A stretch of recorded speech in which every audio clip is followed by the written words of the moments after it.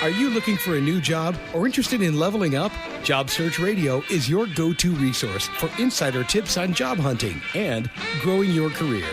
Here's your host, Jeff Altman. Hi, this is Jeff Altman, the Big Game Hunter, and I'm your host for Job Search Radio.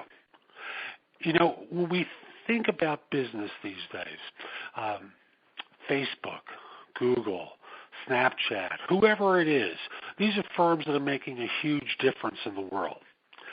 And there's another category of firms that's also doing that, firms in the nonprofit space, whether it's firms like United Way, Catholic Charities, Salvation Army, Teach for America, or on the other extreme, organizations like the Mankind Project, an international men's organization that tries to support men living lives of mission and purpose.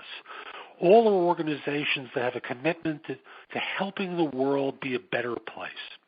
Now, my guest on this show is Tony Martignetti of Tony Martignetti Non-Profit Radio, who's going to be helping us understand how to find work in the nonprofit space, the things to do, the things not to do, a whole host of stuff. Tony, welcome. Welcome to Job Search Radio. Great to have you on. Thank you very much, Jeff. It's a pleasure. Thank you. So, in your thinking, why does someone who's making a lot of money or isn't, why someone in general would want to go to work for a nonprofit? They decided that they want to give back. Often people feel that whatever their work is, they're just not contributing to the greater good. Like you said, could be making a lot of money, maybe not making a lot of money, but you just don't feel satisfied. You know that there's agencies, nonprofits doing great work in poverty alleviation, feeding the hungry, sheltering the homeless, protecting the environment, advocating for those who are often marginalized, protecting animals, you know, and there are lots of other charitable missions.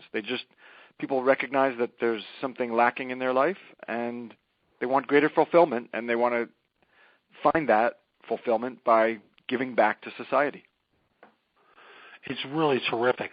And I suspect there's a cost for people to be doing this kind of work different than what they might be used to in the private sector. Do you have a sense of what the salary differential might be between public and between for-profit and non-profit? Yeah, that would be difficult to generalize because there's so many different positions and therefore such a wide range of salaries in nonprofits. There are CEOs of nonprofits who earn in the millions, and there are people in corporate earning a lot less than millions. So I do think generally you would expect nonprofit salaries to be lower for the exact same kind of work. If you were moving from IT corporate to IT nonprofit, you'd expect the salary would be somewhat lower, and I'm really hesitant to put a percentage on it. But you would expect a more fulfilling quality of life. I think you would expect that your hours would be more reasonable, and you would, of course, as I said, have that feature of giving back to society and whatever the charitable mission is. And I agree with you. In the instances where I've done recruiting in the nonprofit space, there's always been a little bit less. Sometimes the benefits are designed to make up for it. Sometimes it's just, you're doing something that's consistent with your personal mission and your personal ethics. That makes and that part, yeah, and that personal satisfaction, to me, that's unquantifiable. So whatever the difference in salary is, it's going to be smaller than your the gain that you get by doing work that is helping the world. So for the person who's a rookie trying to break into the job market and is thinking about going to work for a nonprofit, where do they start? And then we're going to go to some of the more experienced people as well. So where does a rookie start off with, a beginner, a recent grad, or someone with a couple of years of professional experience start? I would say that let's start with if they were when they were in college, perhaps there were courses in nonprofit management. A lot of universities do offer those, so that would be a possibility if someone can is for people who are maybe still in college. But for your question, recent grads, start showing your interest in the fields that interest you. So if you want to work in, let's say, poverty alleviation in sub-Saharan Africa, find nonprofits that are doing that kind of work and start volunteering. Volunteering can be a very good way to show that you're interested in a region of the world or a particular niche of nonprofits, a particular charitable mission, like all those that I named before, and there's hundreds of others. So find what your real interest is, and I believe that volunteering for an agency or agencies that are doing that kind of work can be really valuable. You might start stuffing envelopes, but hopefully a few months into your volunteering, you're going to be moving out of the envelope and the mailing room and doing something that requires a little more responsibility. And if an agency is not moving you up in volunteer opportunities, then maybe it's time to look for someplace else. There's always another agency. Yeah, there are many. So I hear you talking about volunteering as being the gateway. So you may have a day job, you may have a volunteer situation that you become involved with, and that's really your starting place. How does someone transition from doing the volunteering into maybe a paid opportunity? Well, then I think you're using traditional job search methods. LinkedIn is critical. What does your personal profile look like? Does it talk about the volunteer opportunities that you've taken advantage of? And there's a way of doing that on LinkedIn in your personal profile. You have to click around. Now, I'm not sure exactly where it is, but I think it's in the interests tab. I'm not positive, but I think that's where it is. There's a place in your personal profile where you can list organizations that you've volunteered for. And by the way, you can also use LinkedIn to express your interest in volunteering in that same tab. So when you're back to your first question, when looking for volunteer opportunities, LinkedIn can be valuable. But then searching for the paid job, as I was saying, I think traditional methods are appropriate in the nonprofit sector. So LinkedIn, are you blogging? Are you demonstrating that you have interest and expertise through blogging or maybe microblogging on Tumblr? Are you tweeting about your interest areas? I mean, these are all things that potential employers are looking at, and you know more about that than I do because you're in the job search field. But I would say you want to be ensuring that your profiles, your social media profiles, are demonstrating your interest in the nonprofit work that you're pursuing, even though you're in a corporate job for the time being. Yeah, I agree with you, Tony, because one of the things people can do really easily is establish a presence within their area of interest by using, and you're my first guest in my year of doing this show that's ever spoken about Tumblr. I happen to love Tumblr. Oh, yeah, I know a lot of people do, yes. Tumblr is a great site. It's an easy way to start setting up a social media presence that has some texture to it. Yeah, you could do a WordPress blog or a Blogger blog or something like that, but whatever it is, it's good to start writing about the kind of experiences you have, the kind of things that interest you. And I always remind my audience, careful with the language, careful with the profanity.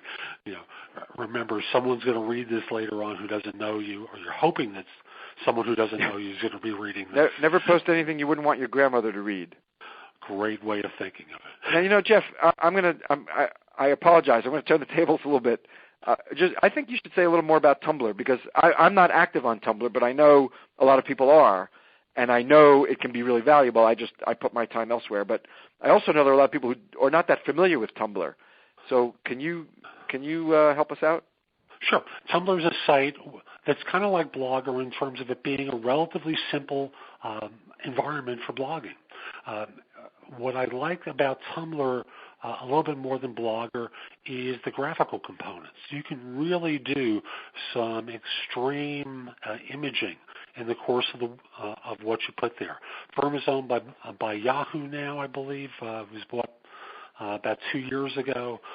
It's a very cool, very attractive, smart way of creating an online presence, and certainly more hip than a place like Blogger tends to be. Blogger is really, it's plain and cut and dry and frankly ugly. Okay. For most of the blogs there, and Tumblr by comparison is real cool.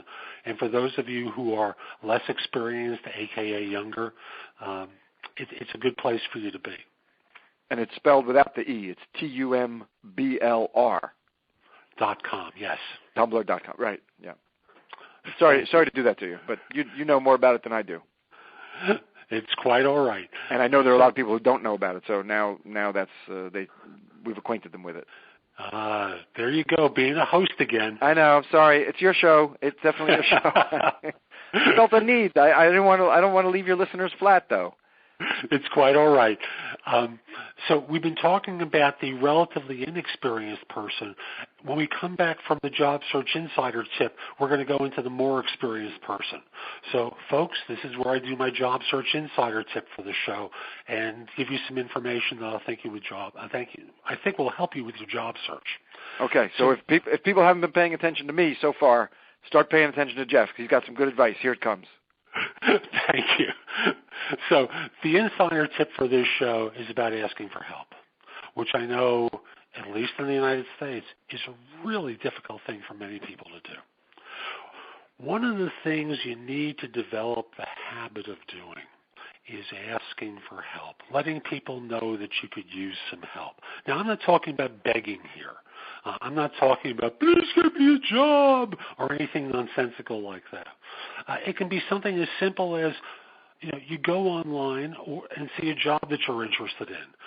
You hear about something from a networking meeting, and reaching out to your friends and family and professional acquaintances and associates as well, and trying to ask them for some advice and help that will help you get entree to that firm.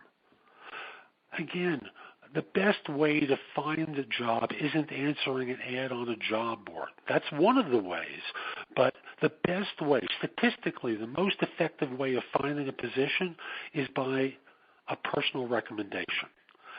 So start developing the habit. Start transcending your own self-imposed restrictions that keep you from asking for help. There's no shame or bad thing in saying, would you happen to know someone who? Could you give me a hand here? I'm trying to learn a little bit more about such and such.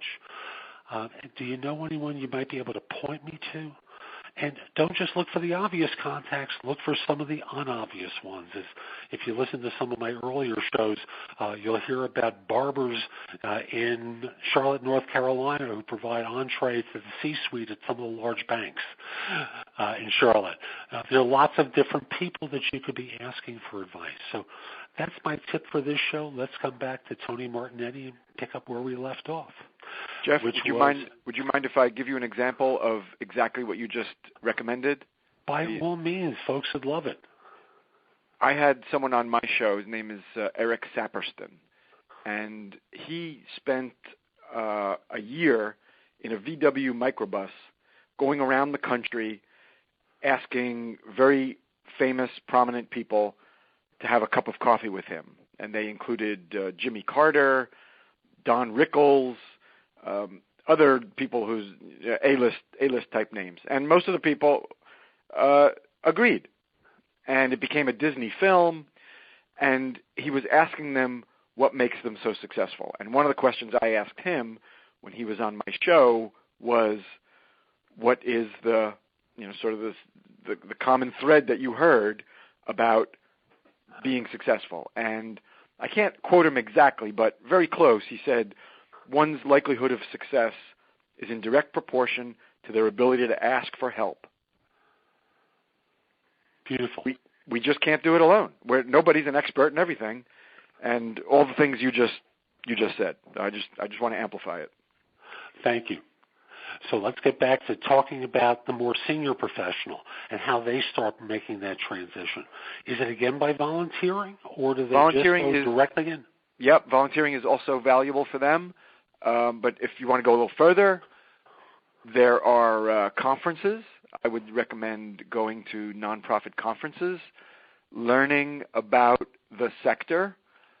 If you're lucky enough to find a conference that's devoted to the charitable mission that you're interested in, that's outstanding.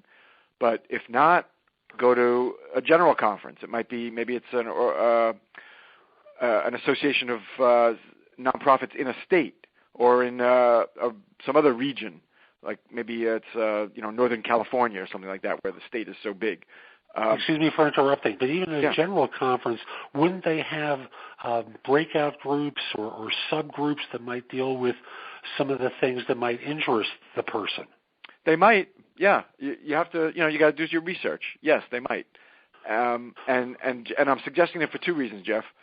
One is demonstrating your interest in nonprofits, because you're going to put the fact that you attended the conference on your resume, and you may even include it in a cover letter. I'm not sure about, you know the expert, you have the expertise there, what deserves to be in a cover letter versus a resume, but I'd say at least it goes in the resume as the couple of conferences you've attended, but also networking opportunities, asking for help.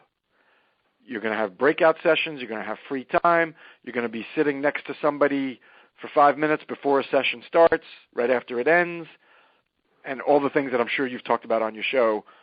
I'm sure you've, lots of tips and strategies you've shared about networking, but, I like to talk to people. So there's nobody who's going to not shake your hand when you extend it and introduce yourself. So I like it for the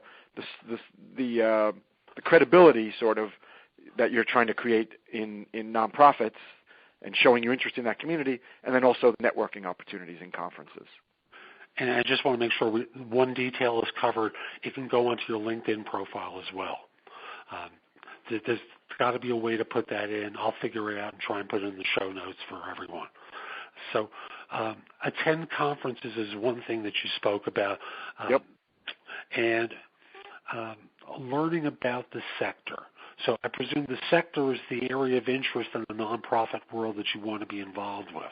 Am I correct? Yeah, it could be either that or just the sector generally. Maybe it's a conference on just nonprofit management, and it's not devoted to a particular type of charitable mission, whether it's going broader now, education or religion or healthcare. It could maybe it's just nonprofit management or nonprofit fundraising, and it would apply across all the charitable missions. So yeah, I sort of use sector interchangeably to mean a narrow, a specific type of mission and work, or the nonprofit sector or community generally. And thus now to approach an organization, once you've done your research, once you've started to network, are you suggesting informational interviews to try and get yourself in front of people at their offices? Obviously at the conference you're exchanging business cards and trying to develop a personal relationship that might extend over time. But how does someone do the break-in to that, to the two organizations? Well, I think informational interviews are outstanding, yes, and that's part of the value of networking at conferences and elsewhere. I mean, if you're looking to make a move into the nonprofit sector, tell your corporate friends, because, they're not one-dimensional. They have friends and relatives perhaps who work in nonprofits, and they can be sources. So don't think, the world is not black or white and divided, and everybody's corporate, and they only know people in the for-profit sector, and everybody's nonprofit, and they only know people on the nonprofit side. So I think if you're trying to make this kind of move that we're talking about, tell all your friends, irrespective of where they work, who they work for, how they make their living. Tell them all what your interest is, and going back to your tip, ask for help. I also like courses. There are a lot of colleges and universities that have courses, and they may or may not lead to a certificate program, but you don't have to necessarily complete the certificate requirements, but just taking some college courses in nonprofit management, fundraising, maybe some of the legal aspects. That's another way of showing your interest in making this transition. And one of the fun things to do if you're taking a course, network with the faculty. Yeah, the professor. That's right. Because if you're attending a night class, for example, that's an adjunct. They've got a day job. This is just something that they're doing on the side. And as a result, these are people who are working in the field, have relationships as well. They're an ideal person to network. Cross that threshold and start talking before class or after class with the faculty member and make sure they have a card for you and get theirs as well. Because after the class is over, you want to be able to connect with them. If not during the class, you can connect with them on LinkedIn so you don't lose the contact. There's another networking opportunity I want to make explicit. That is people who are themselves volunteering at nonprofits. We talked about volunteering as a way to get in, but if you know people, and this is another reason you tell all your friends and relatives about your interest, because you don't know who they know. You don't know what their networks are, but you're interested also in talking to people who are volunteering for nonprofits, because those people could be sources of information, and also they're inside a nonprofit a couple days a week or whatever, several hours a week. Maybe they can set up an informational interview for you at the nonprofit where they're volunteering. So it's not only employees of nonprofits that we're looking for. Gotcha. I know there are job boards. Now, there are job boards that focus on the nonprofit space. I know some of the big major boards like Monster and Career Builder will have ads for nonprofits for different positions. Now, the one job board I know specifically targeted toward nonprofit is idealist.org. Are there others that someone could look at for jobs just to get a sense of the kind of qualifications that a firm looks for in their area? My first recommendation also would have been Idealist. Beyond that, a lot of state associations of nonprofits will host job listings on their sites, and also a lot of this is an insider organization, but if you're going to make this transition, you're going to become familiar with it because fundraising is so critical to nonprofit work. It's essential. It's the Association of Fundraising Professionals, AFP, Association of Fundraising Professionals. There's an organization in every state. Some states have multiple organizations where it's a big state. Look to those state sites also for job listings. What sort of jobs are available in nonprofit?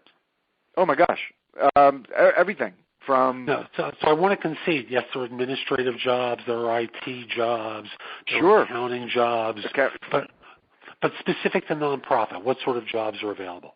Well, then specific would be the program work. If you actually, rather than being in administration, if you want to actually be doing the hands-on work, when I say the program, whatever that charitable mission is, there's someone actually feeding those who are hungry and going out and doing outreach in the streets to those who are homeless and actually going into the oceans and pulling water samples and tagging different species of mammals and fish. If it's religious work, then they may be traveling to share the perspective of the organization, or maybe working locally. But whatever the mission is, there are people actually doing that work, that program work, and all that work would be unique to nonprofits. I was talking about poverty alleviation and working with refugees. Maybe the organization is working with the poor. It's a U.S.-based organization, but working with the poor in India or China or Thailand. So there may be travel there. The program people are traveling to all those destinations and actually doing the hands-on work. That would all be unique to nonprofits. Sweet. So the applying for a job process, I've got to assume that it's the same as I might recommend for the for-profit space. Ideally, you network your way in rather than apply for a job through the front door. The front door meaning human resources. Most people probably wouldn't have initially the skills that might be appropriate for the firm, so you try and work on relationships with people within the organization to try and get entree. Am I right about that, or am I just off base? No, absolutely. I can't say it any better. I agree completely. That was easy. Am I difficult? Am I generally difficult? I don't think I'm difficult, am I?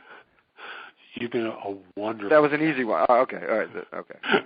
Fishing for a compliment. I guess I am. That's true. Yeah, no. I agree with you. You said it perfectly. Yep.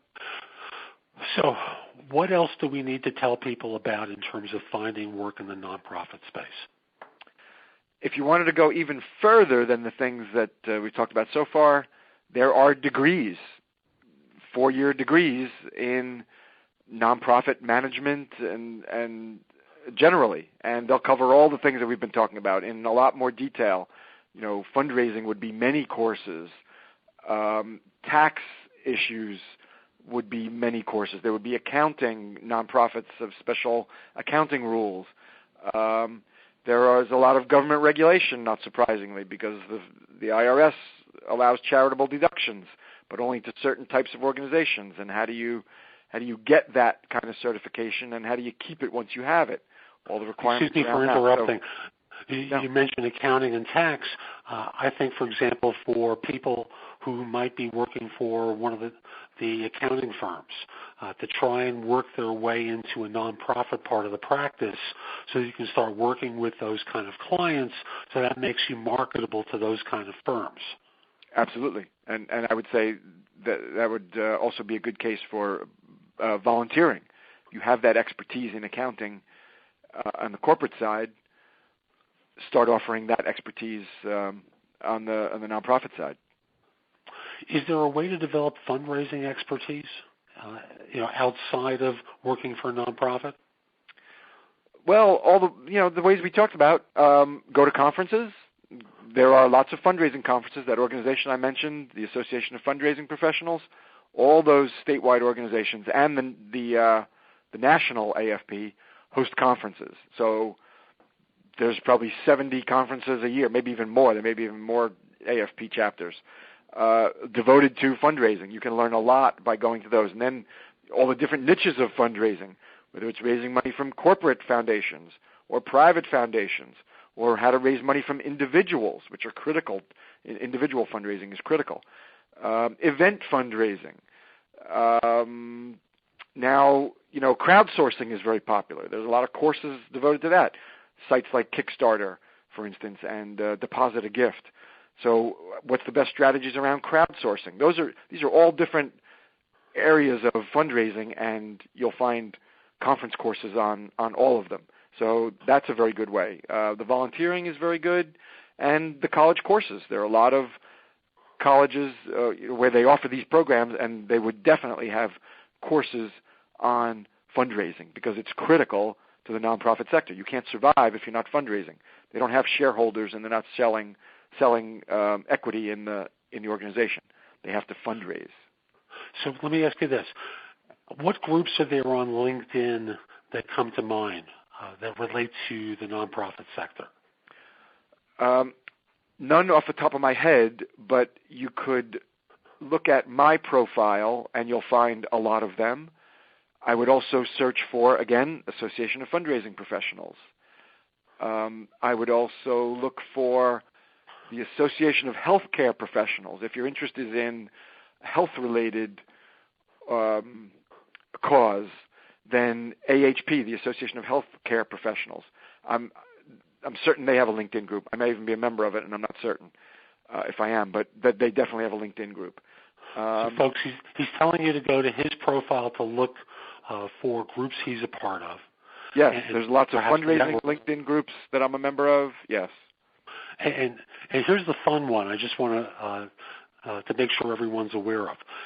So there's an institution, and I'm just going to use Teach for America as an example.